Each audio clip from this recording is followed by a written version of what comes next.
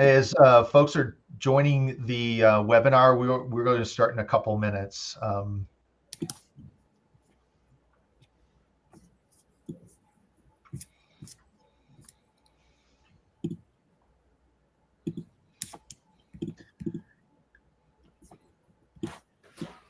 As you're joining, so we're going to use the chat for our Q&A. So as you're getting logged on, tell us in the chat what your experience has been to date with executable campaigns. Are you new to it? Have you used executable campaigns a little bit, or do you consider yourself somewhat of an expert?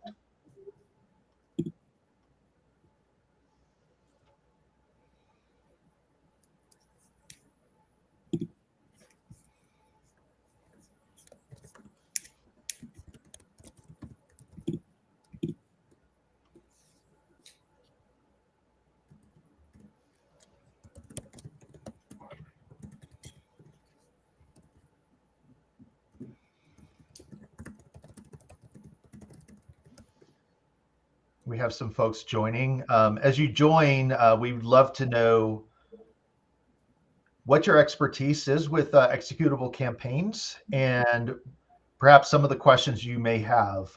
We are going to use the chat. So if you see chat in Q&A, we're going to use the chat for our question and answer.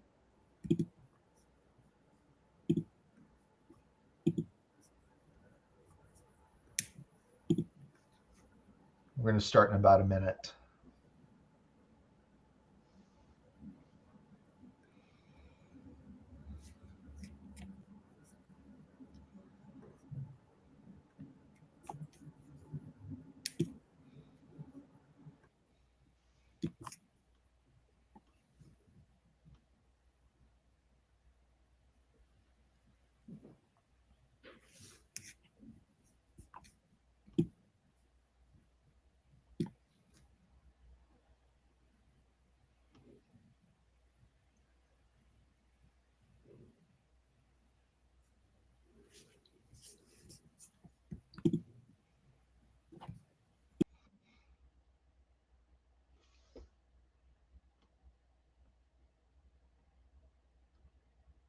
All right. Looks like we have a pretty good mix of expertise and usage. So we're really glad that you're attending today. So we'll go ahead and get started. Hello, my name is Chris Willis. I will be moderating our session today. We're going to be doing a deep dive about executable campaigns. So how they can drive efficiency and impact in your operations. And we're going to provide some practical examples and some real life use cases that you can take and use in your organizations. So for our agenda, we'll start with some welcome and housekeeping, and I will then introduce our panel, and they will walk through executable campaigns and a couple of use cases. And we should have about 10 to 15 minutes at the end for Q&A to go through your questions. And as I noted earlier, please provide your questions in the chat. I'll be monitoring the chat and providing those questions to our panelists today. As with every user group activity, just some of our house rules. If you've been to a Mug or a Adobe Marketo Engage Champion event, you've seen this before. Essentially, no self-promotion of any kind. We're here to help each other and really just lead in community-driven learning. And but the rules are please respect each other. Don't contact people without their consent.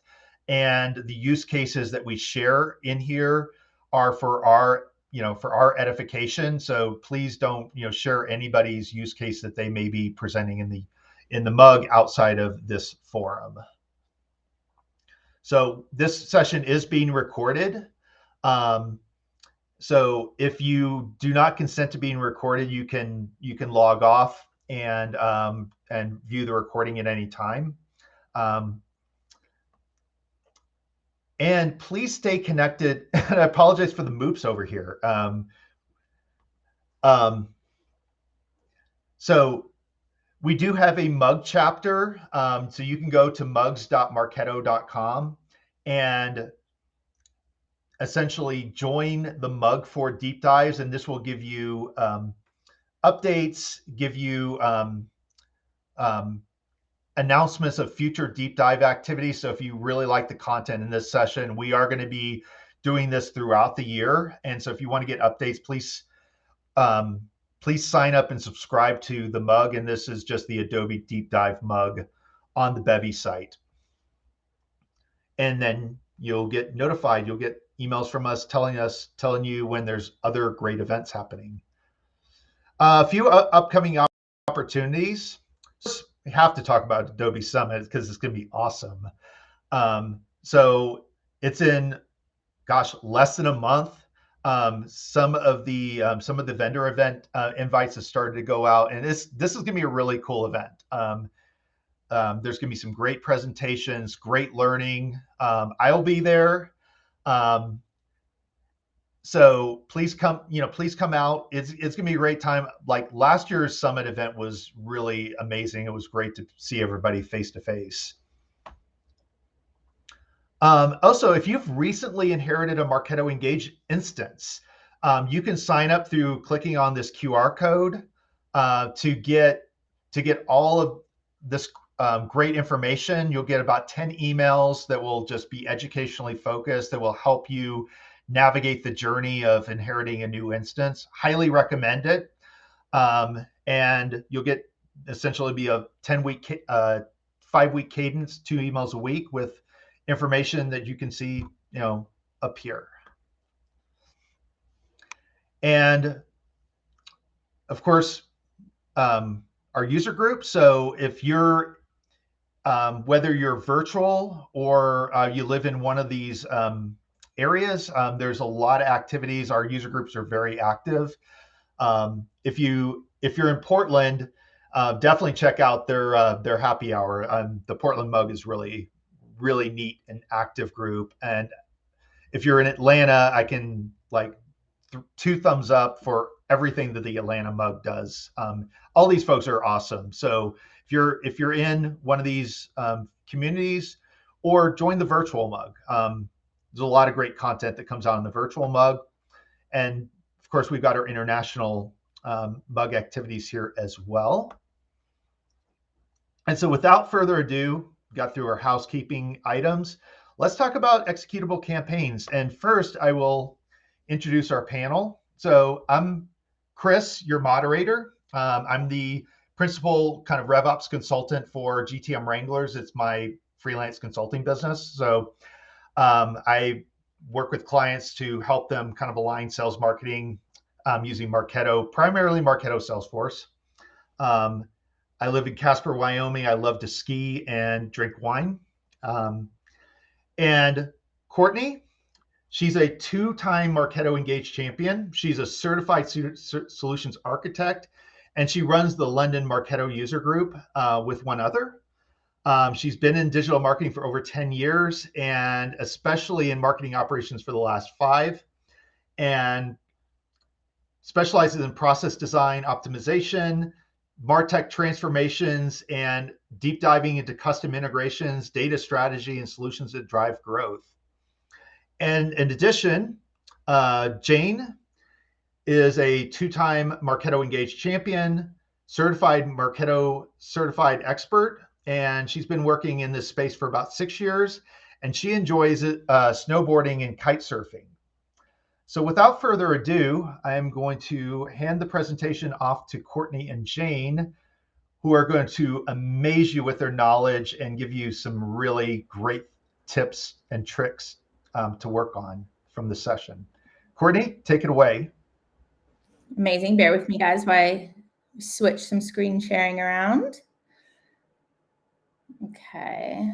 Let's see. Nope. Let's see. Here we go. And get into presenter mode so you guys don't see all the good stuff we have coming for you too early. All right. I loved seeing in the chat. Okay. There we go. I'm not going to do that thing where it says, can y'all see my screen? So if you can't, speak up. If not, let's dive right in. I love seeing in the chat that there's like a breadth of experience here. We want to kind of start off covering some of the key points about executable campaigns, then dive into use cases, show you exactly how we would build it out, obviously then have Q&A. With only a short hour, there's probably not enough time to go as deep as... Oh, Courtney, you're on mute. I'm on mute. I don't think so. I could hear you. Okay. I hear her too. Okay. I was like, I'm not on mute. This is going to go really badly now. Okay. Can you hear me now, Chris?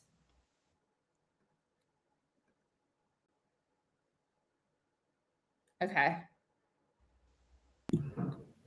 I'm going to keep talking. I'll keep rolling with the ball and maybe Chris can figure out what's going on in the meantime. If you guys can help, maybe talk to him in the chat and get him sorted. All I was going to say was if there's anything we don't cover for you guys, we've pulled together some really great resources for after this as well that we're going to include. They'll be in this deck and we'll send them out after this. So if you want to dive even deeper, and that's going to be around using executable API and things like that, then feel free to dive into that. And also we can take this call offline too. So it was trying to find a nice balance, which I think is great for the breadth of experience we have. So getting started, what is an executable campaign? It's a type of smart campaign. So there are different ways you can build things. There's different architecture. Jane's really going to dive into that for us later, but it's just another type of smart campaign. You can use it to be called from other campaigns. And one of the great things is it's going to complete actions before the rest of the flow that you've built out in that parent campaign. While we're looking at this slide, I just want to draw your attention to where the red box is for the next slide. We do have a delay here on, I can see what you guys see and what I see is different. So we'll get there. Which are some 5 quick hot tips on when you're using and building with executable campaigns. So the first thing to let you guys know is that executable campaigns are created and they're set at your campaign creation. That's why I drew your attention to where that red box was. When you create your smart campaign, that's where you're going to identify that you want it to be executable. What you can't do after you've built out campaigns is then change them back to executable. So at the point of creation, make sure you check that box.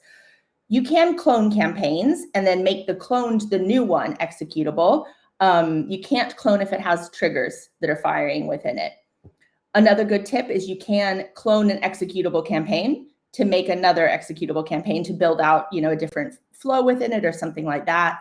But you will still need to mark that little executable box. So that doesn't carry over. It's not inherited from one executable to another executable. So just make sure that you click that.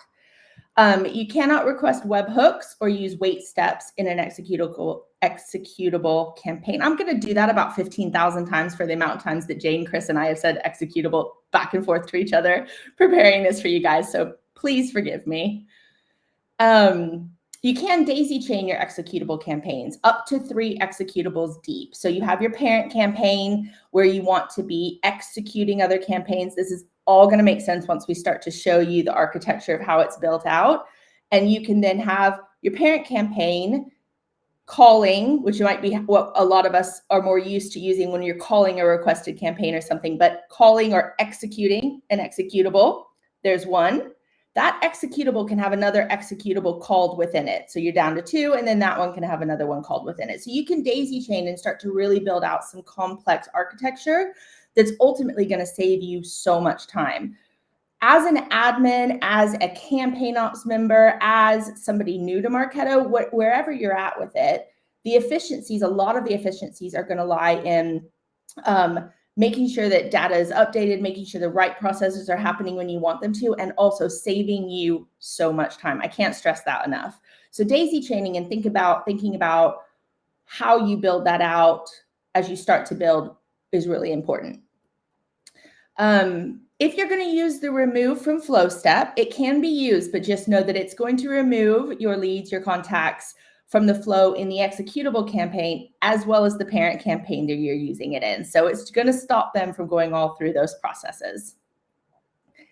And then one of the biggest bonuses to executable campaigns, which I think is a game changer, is you can select to choose, if you're using tokens within your programs, you can select to use tokens that are in your executable campaign, or using an executable campaign and pulling in tokens from the parent campaign that it's nested within. So you can get really bespoke and detailed then into your campaigns and into your program builds to make sure you're calling out details that sit at a program level and are really specific to whatever you're building out.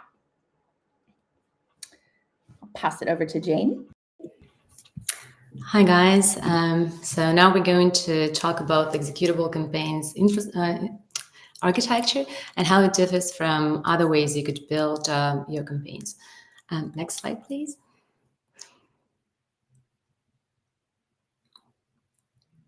Courtney? Okay, so executable campaigns, they're quite similar to request campaigns, and that's probably the first thought that you had in mind. Why would you use executable campaigns and not request campaigns that we all used for?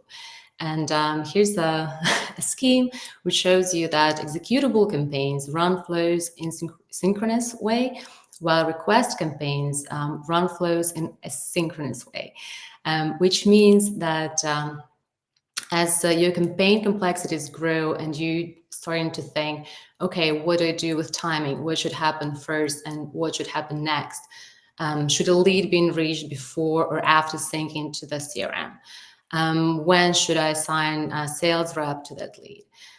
That's when you need to decide if the processes you're building in your smart campaign need to happen simultaneously, in parallel, or if one flow should finish after the next flow can begin.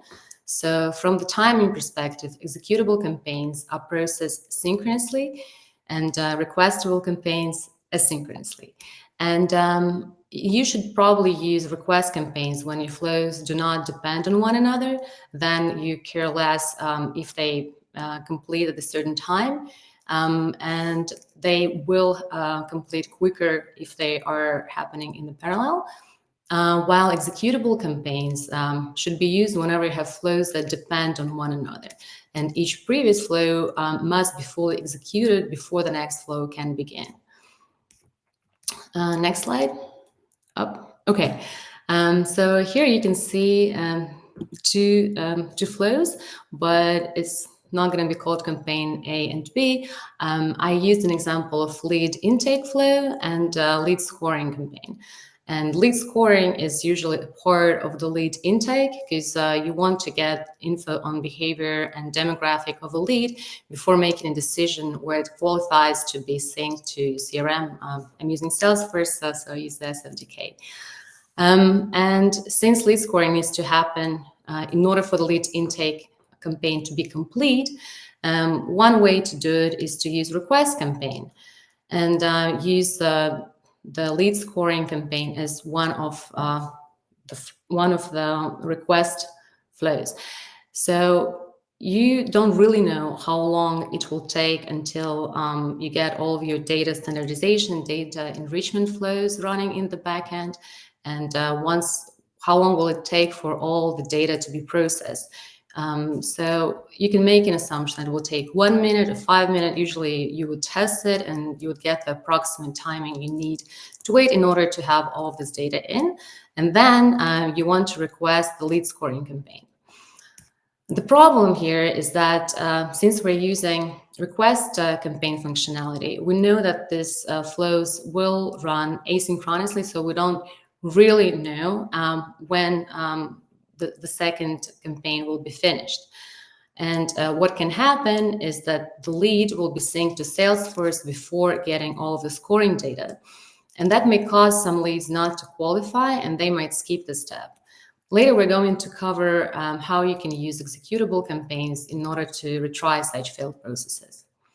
And on the right-hand side, you see the executable campaign example, which is quite similar, but the difference here that when you request it from the parent campaign, all the flows in the executable campaign will happen before it will proceed to the next step in the parent campaign.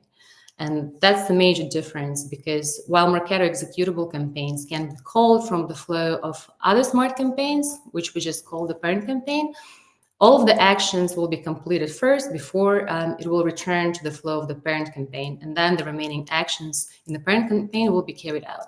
So this way you can ensure that your scoring flows were complete and the lead was synced to Salesforce and probably got the right qualification stage.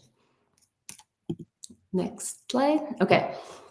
When choosing between executable and request campaigns, you should think about the execution, because in executable campaigns, all the flows will be executed in the sequence manner, and in the request campaigns, they might happen in parallel.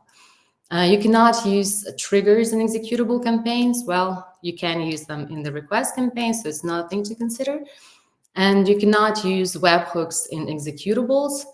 I've seen quite a few complaints about that, but it kind of makes sense, because sometimes calling a webhook may result in errors, so sometimes it takes more time. And since an executable campaign, all flows need to be finished before the next one can start, we don't want to delay those processes. You cannot use wait steps. It's kind of counterproductive because of the way executable campaigns are processed.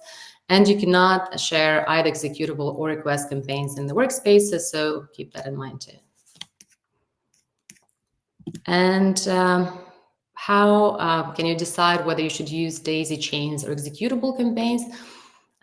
So in short, they have similar functionality, but it's kind of a long process to build those campaigns, and then if you need to reuse them again, it's less manageable. Daisy campaigns, they are usually linked together via the request campaign, and you can execute series of campaigns synchronously. As you can see on the left-hand side, all of the daisy chain campaigns happen under the 110 revenue. And in this example, this campaign is being requested first, and the next campaign is requested only after all the steps in the revenue campaign have been completed. So it's similar in the way to executable campaigns that help streamline such processes, but they also make it much easier to manage and scale. Next slide. And the wait steps, we already covered that when we compared request campaigns and executable campaigns. But in short, while it is another way to prioritize one process over another, it's really not the best way to do so, because you don't really have a certainty of how long a specific journey will take, a specific flow will take, and you don't want to rely on that. Well, now you have the executable campaigns, which can ensure that the first flow is finished before the next one will run. And like we know, waiting time is not really set in stone. As much as your complexity grows, as you're adding additional steps in your campaigns, you really need to keep testing, because otherwise you will run into mistakes and you will have to fix them in the back end. So I really advise against using the wait steps. Okay, Courtney. Okay, perfect. So we're going to talk through, so now that we understand a little bit more about how they're built and how they interact with different elements, we're going to talk through some key processes, which is great, because I was just looking in the chat and I saw Jeff say as soon as these came out, he started to rebuild all of his processes, all of his lead management processes, which is excellent. And it's going to be one of the ones that I talk about now. So these are some, if you're just getting started with these and you're like, how can I start to create these efficiencies within my instance? These are going to be some great places for you to start inputting executables and building this out. Now, for me, I like to build this all in a center of excellence. So everything I'm going to talk you through would be its own program. Doesn't have to be. It depends on the best architecture for you. But then I would house it all together, because then I have one centralized place to manage it. But identifying your lead source. So before a contact is added to any programs, especially if that's lead source dependent, or before syncing over to your CRM, at least making sure that you've identified where it came from. Enriching and standardizing your data. And this is really important, obviously, before you're qualifying, before you're routing any of your leads, and before you're adding it to anything that might be based on segmentation. So ensuring that that process has happened before you move it down into further processes. Fully qualifying, which I know we are going to talk about a bit further later on, but ensuring you have the right demographic, firmographic, and behavior scores all set up to decide if that lead is fully qualified before you then action on it. Capturing better interesting moments and centralizing them. And I'm going to share a use case specifically for this a bit later, but creating a centralized interesting moments management program where all your interesting moments are coming out of one place.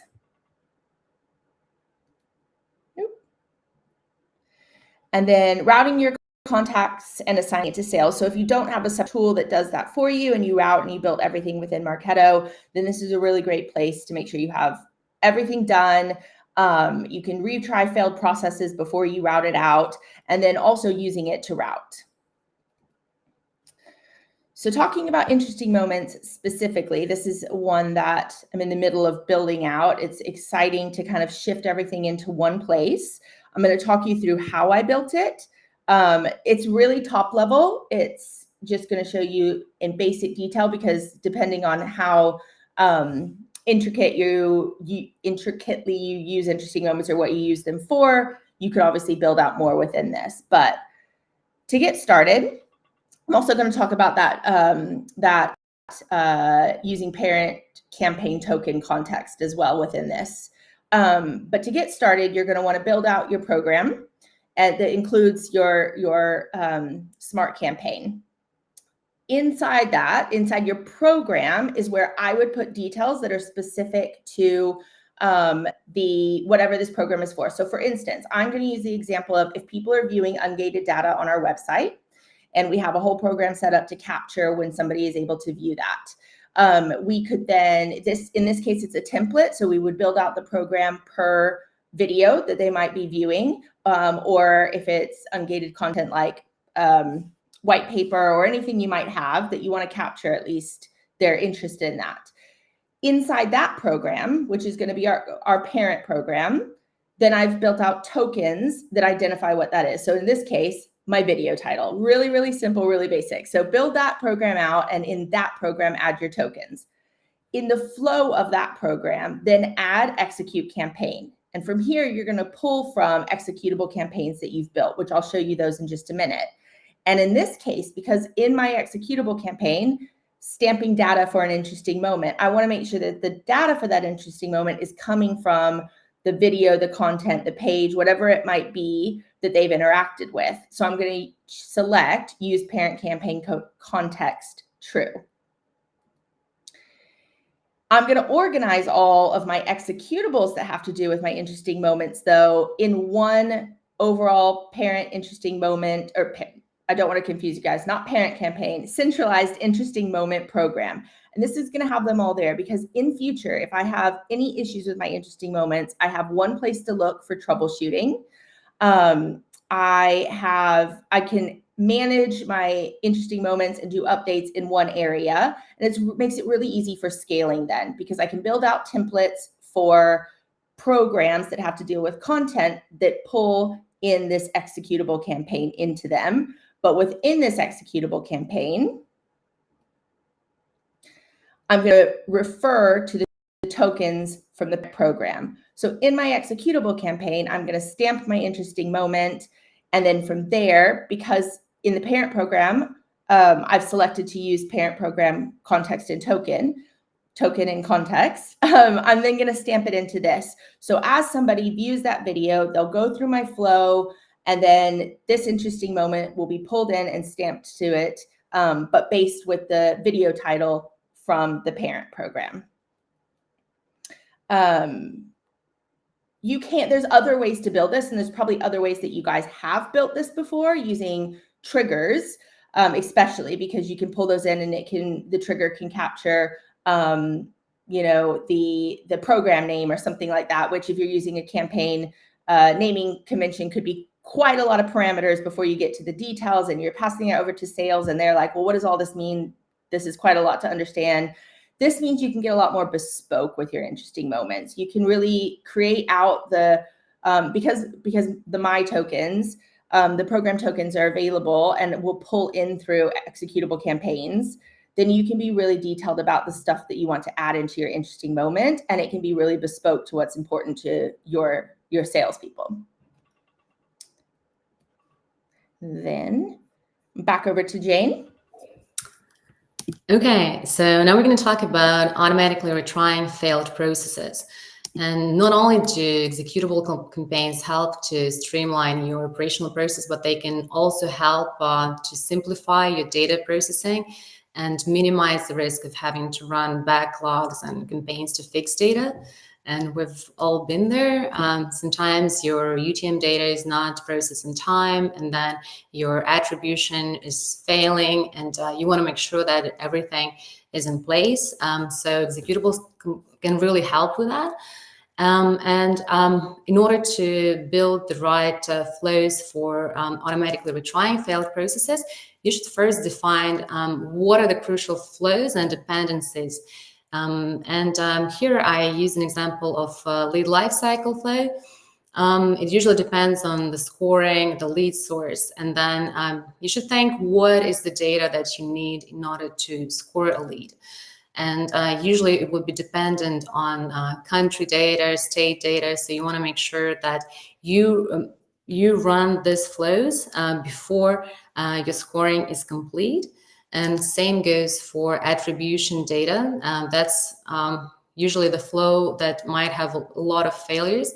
So you need to run it before your source is finalized and assigned in order to move the lead down the streamline and sync it to Salesforce. So think first about what can go wrong and then build your flow, check it, run it again, and maybe add additional steps to it. Next slide. Okay. Another example is the ICP program, or ideal customer profile. In each business, you would use different data for that.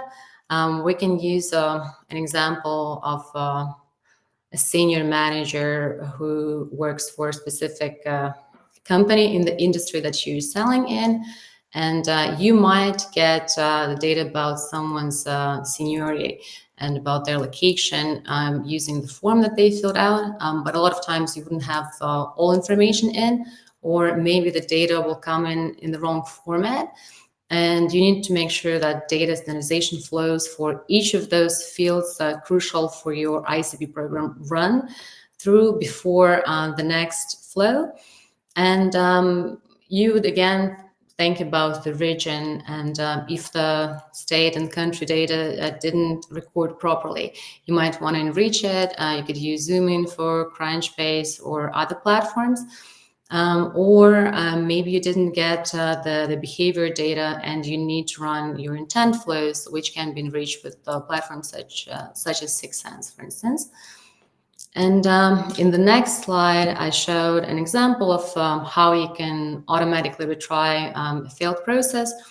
This is a standard flow. You have a parent campaign, and it's calling executable campaigns.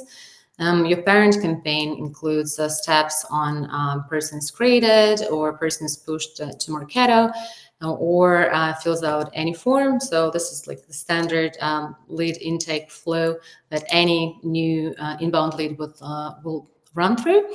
And then in your flows, you have a dependency on data standardization. That's the flow you want to run first to make sure you got your state data, your scoring data, everything in the correct manner.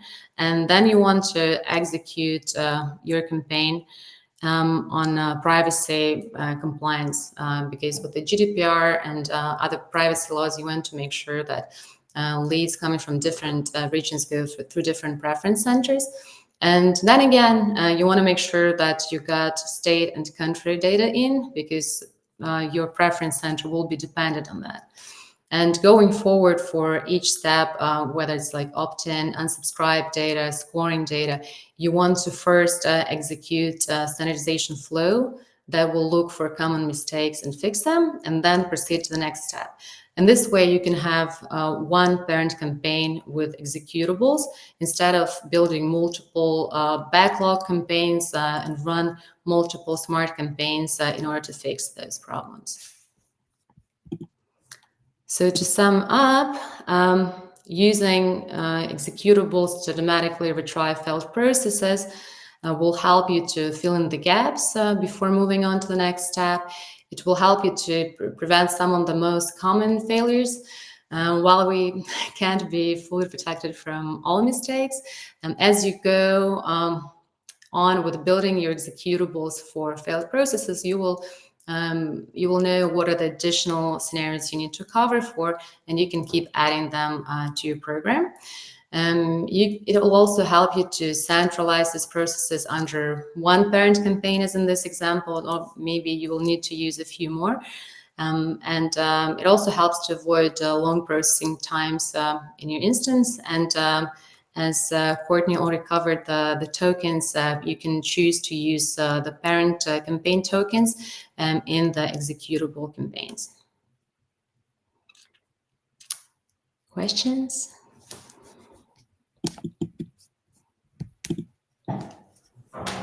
Okay, I'm just going to check. Chris, are you able to join us and come off mute? Did we get everything fixed with you? I believe we did. Can everybody hear me?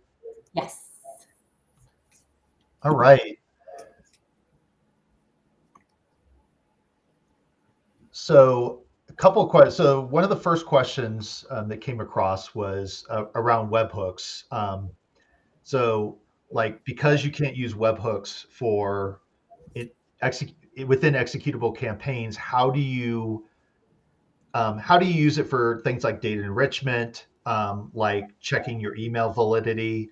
One thing that I will note is that because some of the, specifically around webhooks do have to run through a trigger.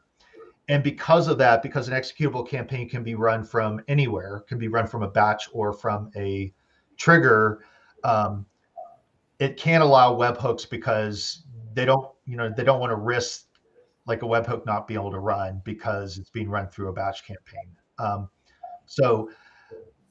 But the example, like if you want to run webhooks and you're not using things like self-service flow steps, which can be used in executable campaigns, how do you generally structure your lead management flows, just given that restriction? So I probably should have been clear when I said that as one of the great use cases is that I wouldn't use my executable to call my webhook.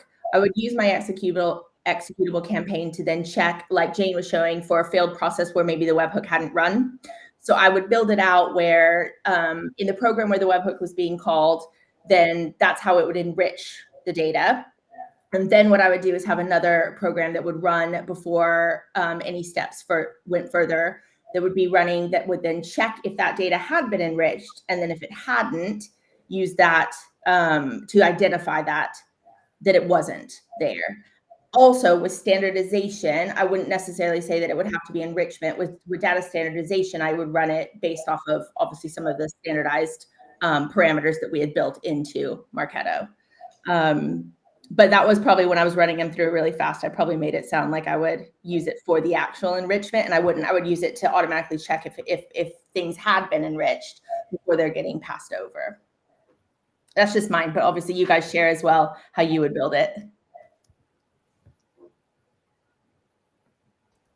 Excellent. So I have a question from Danielle. And this may be a question for some of the Adobe folks on the call. Does anybody know if there will be plans for an engagement map to show all executable campaign flows that are part of a smart campaign flow?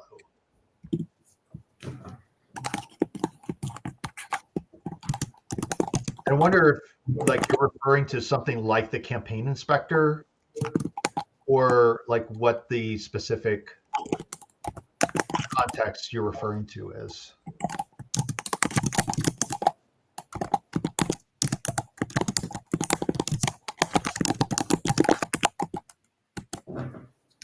Jane, we can hear you typing. Sorry. Oh, I'm sorry. It's okay. I don't know if anybody from Adobe is jumping on to have that. Danielle, we will find out for you and we will come back to you. Yep, indeed. Denise had a question about like kind of walking through a little bit more in detail, and maybe like if you've got a screen share example, Jane, for the retry example. Yeah. Could you just let me share my screen because for now it's disabled. Okay.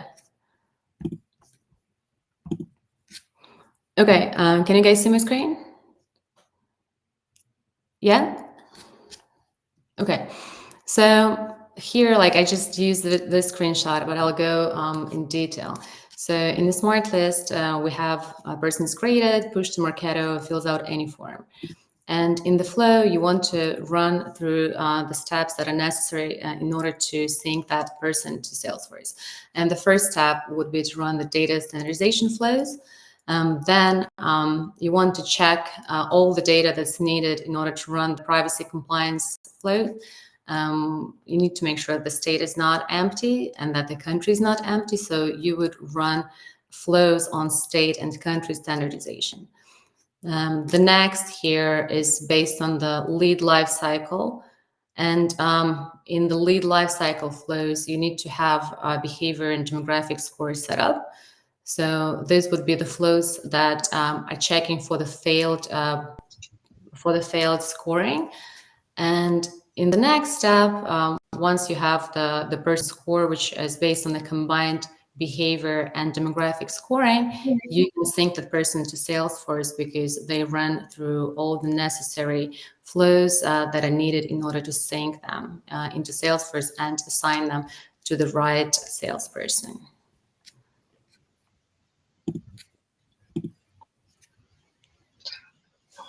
So is the first flow step in that campaign expected to set all those things, and the other flow steps are to verify or to check that happened and retry them otherwise?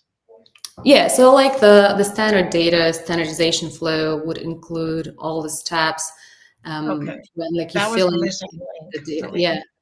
And then like you just want to make sure, double check that each necessary steps that are required in order to pass each of the flows has happened before you run the next executable. And this is just an example, like depending on your infrastructure and how you've built your instance, it might differ. This is more of a general example that we all use in order to intake the lead. Okay, thank you. I just couldn't tell that what it was, it wasn't obvious that the first flow step was expected to populate all those fields, and therefore the subsequent flow steps were the retries. Right, yeah. I didn't want to overpopulate the presentation with a lot of screenshots, so I think it's good that we could share screen and run through it. Thank you. Thank you, Denise. Thank you. Question from Barton. Thinking down the road where there's a cleanup process, we all experience, going through instance cleanup. Do you have to delete the called executables before deleting the parent? I'll start with saying no, you do not. The executable campaigns are essentially distinct workflows that are intended to be reused across your instance. So you can delete the parent without deleting the executables. Courtney, Jane, do you want to add any color to that answer? No, that's exactly what I was going to say. Because they'll hopefully, when you're building out the executables, you're getting multiple uses out of them, and we want them to stay there, obviously, for the other parent campaigns you're using them in. So that's all I was going to share as well. I just want to add that when you're deleting your executables, make sure that you fix your parent campaigns if you want to add a request campaigns or like any other steps, because they won't run. Yeah, this is a really good point. It's the issues come when you delete the executables. Think about executable campaigns like Lego blocks. You can kind of piece them together to create workflows that are greater than the sum of the whole. But you essentially have this nice instantiated like workflow inside of the executable that essentially you can completely run and audit your process based upon. So the parent campaigns can almost be like a traffic router where most of the workflow is actually living in the executable campaign, if that makes sense.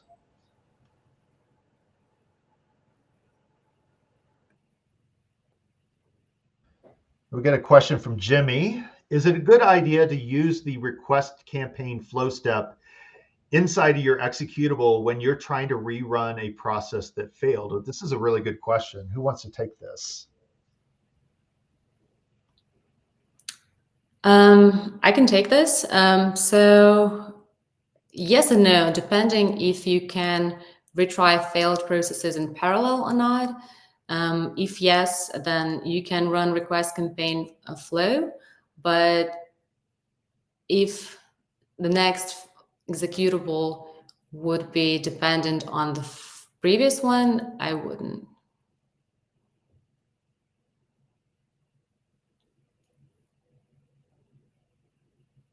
Courtney, do you want to add anything? No, I actually don't have anything to add to that. That's great. It's like you can, but then like you were saying in the beginning, like think through what the whole process is before you start to build it out, so that you know you don't end up with a hiccup where you're either stopping something from running or you're running in a loop that isn't actually doing anything either. So yeah. All right. So those are all of the questions. We'll stay on for a few minutes if there are any additional burning questions. It's like an auctioneer, going once, going twice. Or feel free to jump off of mute and ask. Oh, absolutely. If you want to jump off mute and ask your question to the group, feel free.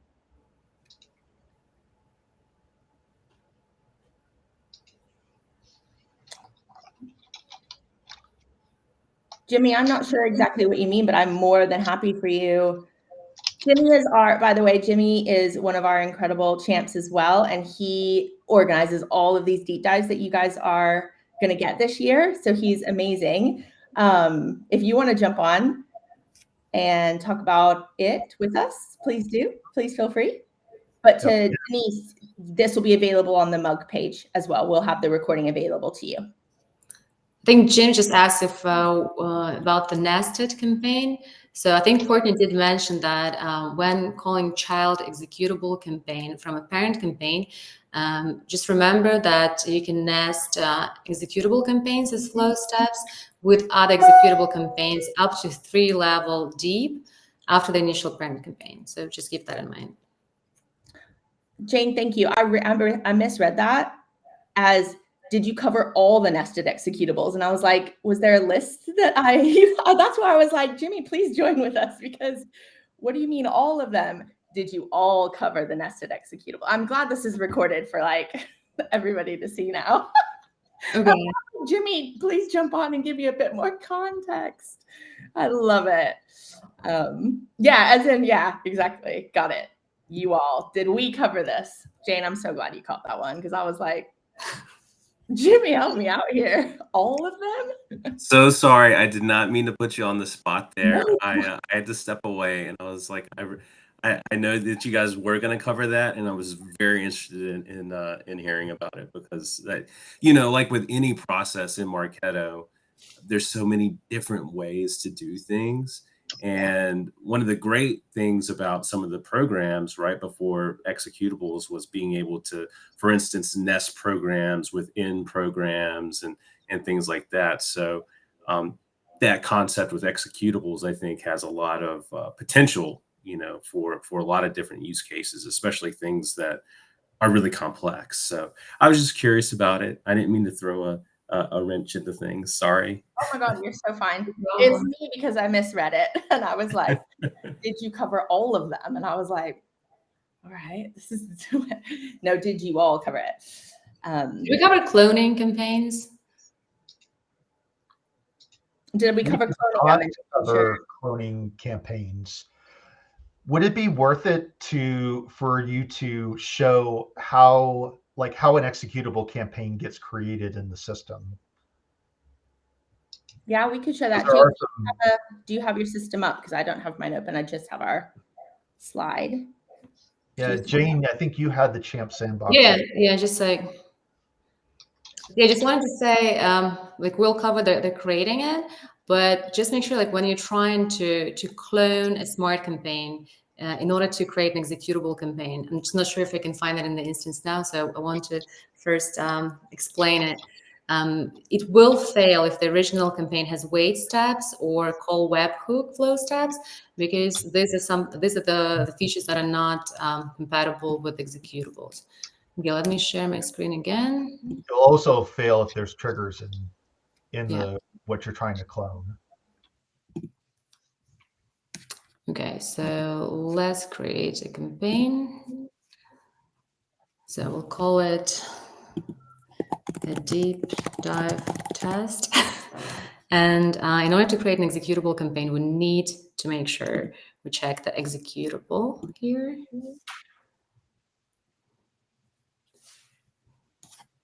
And that's it. As you can see, you don't have any triggers in the flow steps like we covered. You cannot call a webhook or add a wait step, but you can change program status. You can add to engagement program. You can request campaign, and you can execute campaign from the executable campaign.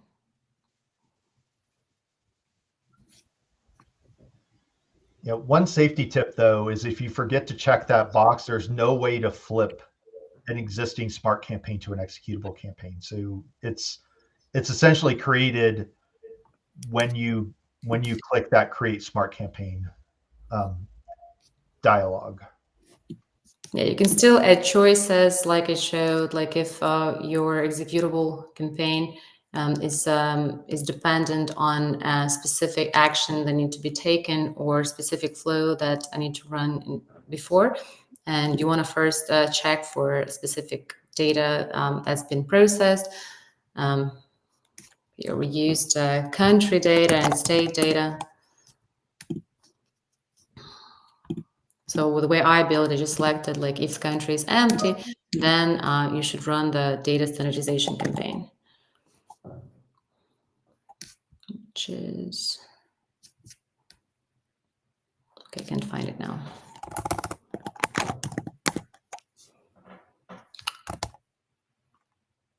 Okay, never mind. Where is it? Oh, it's in a different program, so we're not going to use it here. You can change the score, you can change data value.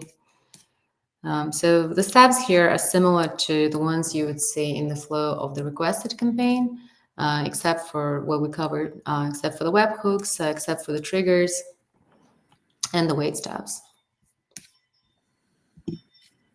Yeah, and I would also point out a really useful feature of the executables, especially when you're going like sort of child to child, is that default choice, right? So if you guys don't make a habit of using choices in your flows, right, for your normal smart campaigns, this may be a big boon for you. But using those choices can really help you consolidate things quite a bit. So you're not having to use so many flow steps. You can actually go through quite a few different processes in a single flow step right there by using the choices. It obviously depends on the use case, right? You know, if they're very disparate processes, then maybe it doesn't make sense. But if there's something that runs in parallel or things that have dependencies on each other, then it does make sense, right? Because you can sort of use one flow step instead of 3 or 4. And then basically your default choice of do nothing there completes that step if all the conditions have been met, which is really nice for a retry process, right? You don't have to, you know, try to consider, you know, some other, you know, program or process to put people through.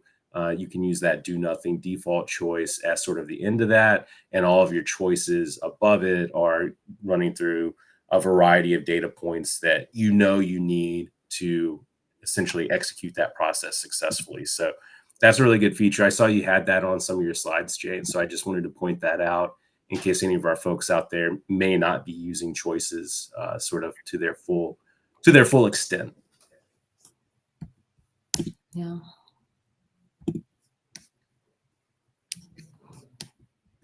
Does anyone want to cover any specific scenarios?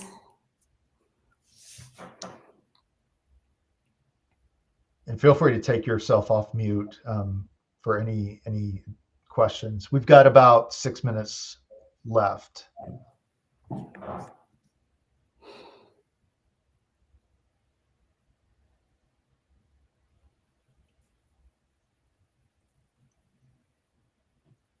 Well, if there's no further questions, we thank you for coming and learning from us today, and hope this was really helpful. This will be recorded. It is being recorded, and it will be on the Deep Dive Mug site, the site that was pinned in the presentation by Jimmy. So definitely subscribe so you can look at the view the recording, share it with your friends, neighbors, coworkers, and relatives. And we look forward to seeing you on the next one.